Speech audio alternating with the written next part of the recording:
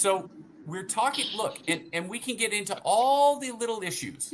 We can get into all the little issues. But here's what it comes down to. We keep voting these dummies in. We keep allowing these dummies to run. And you know what? Until we do a Brewster's Millions, if you all remember the I like Richard that movie. Pryor, where he Yeah. had to get $30 million, right? And what did he 30 do? He days. ran a campaign You're showing of your none age. of the above. None of the above.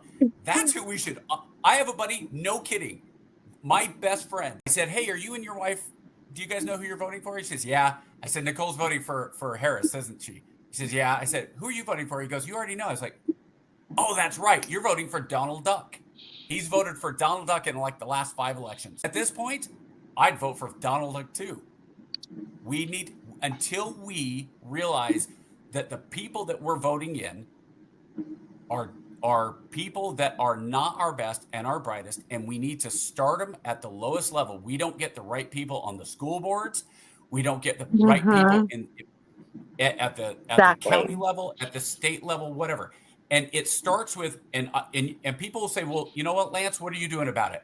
Well, when I retire next summer, I'm going to go teach history in whatever high school I can get hired in. And I want to actually teach history and actually try to educate these children. And until we do these things, we are going to continue our slow descent from arguably, and I will say we were the greatest nation ever. Are we the greatest nation still? Well, we've declined since then. I don't know where you want to say our peak of power is. I'd probably put it about the end of World War II.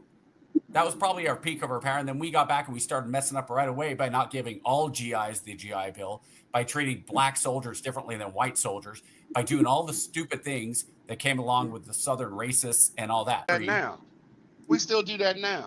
We do, but not to the same. I'm not talking about the G. I'm not talking about. No. We're gonna keep going. We're running out of time. Go ahead. So all I'm saying is, until we get to the point that we say, look, and I love that we're doing this. We need people being able to have this conversation back and forth. Look, Eldon, I'm not going to convince you to vote for Trump. I don't expect to. That's fine. You're not going to convince Allison to vote for Harris. That's fine too. But we need to stop this crap of, if Trump is elected, it's going to be the end of democracy. And if Harris is elected, it's going to be the end of our country.